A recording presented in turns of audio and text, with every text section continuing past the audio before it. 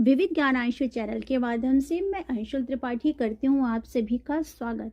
आज हम करेंगे कक्षा 8 की पुस्तक हमारा इतिहास और नागरिक जीवन का अभ्यास कार्य। पाठ है 10 और शीर्षक है अंग्रेज भारत छोड़ने को विवश। तो बिना समय गवाए हम प्रारंभ करेंगे प्रश्न 1 बहुविकल्पी प्रश्न से। भारतीय स्वाधीनता अधिनियम पारित हुआ। आप देख सकते हैं स्क्रीन पर है 4 ऑप्शन। क 1945 ईस्वी में, ख 1947 ईस्वी में, ग 1946 ईस्वी में और घ 1942 ईस्वी में। उत्तर है ख 1947 ईस्वी में। अगला प्रश्न, फॉरवर्ड ब्लॉक का संबंध है। 4 ऑप्शन है।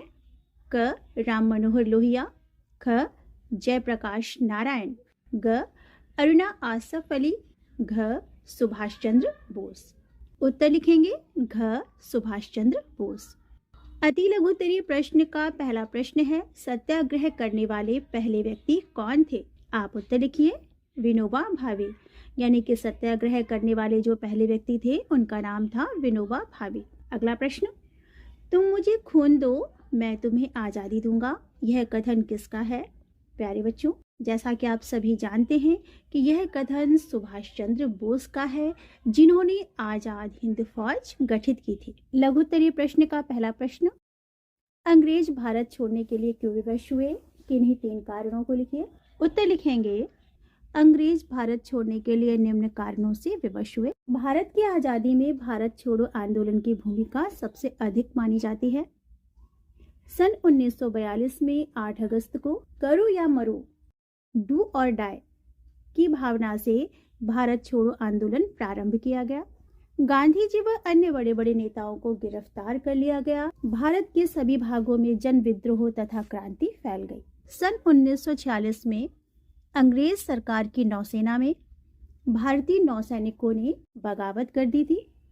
इतना विद्रोह देखकर अंग्रेज शासक हार मानने लगे थे। द्वितीय विश्व युद्ध के बाद वे अपने को कमजोर महसूस कर रहे थे। ऐसे में भारत की विद्रोही जनता पर काबू पाना उन्हें बेहद कठिन लगा और इंग्लैंड में मजदूर दल की सरकार ने भारत को स्वतंत्र करने की घोषणा की। अगला प्रश्न, कैबिनेट मिशन से आप क्या समझते हैं? उत्तर लिखेंगे ब्रिटेन के प्रधानमंत्री क्लीमेंट एटली ने वर्ष 1946 में भारतीय नेताओं से विचार विमर्श करने के लिए 3 सदस्यों की समिति भारत में भेजने की घोषणा की। इस समिति को कैबिनेट मिशन कहते हैं। इस मिशन को विशिष्ट अधिकार दिए गए थे तथा इसका उद्देश्य ब्रिटिश से भारतीय नेतृत्व को सत्ता हस्तांतरण पर चर्चा करना था। और अंतिम प्रश्न, दीर्घोत्तरीय प्रश्न, 1935 ईस्वी के अधिनियम के अंतर्गत प्रांतों की सरकार क्यों गठित की गई? उत्तर लिखेंगे 1935 ईस्वी के अधिनियम के अंतर्गत अंग्रेजों ने भारतीयों को प्रसन्न करने के लिए प्रांतों की सरकार गठित की। इस अधिनियम के अंतर्गत केंद्र में अखिल भारतीय संघ की तथा प्रांतों में प्रांतीय स्वायत्तता की स्थापना की व्यवस्था की गई। इस संघ में भारत के प्रांतों तथा देशी रियासतों को शामिल किया गया। यह भी व्यवस्था की गई कि केंद्र की विधायिका में देशी राजाओं द्वारा मनोनीत प्रतिनिधि भी रहेंगे। केंद्रीय विधायिका के अधिकार क्षेत्र से विदेश तथा रक्षा विभाग बाहर रखे गए।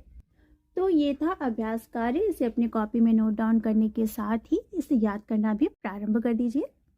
हम मिलेंगे आपसे नेक्स्ट वीडियो में एक नए टॉपिक के साथ। तब तक के लिए बाय बाय। जय जय श्री राधे।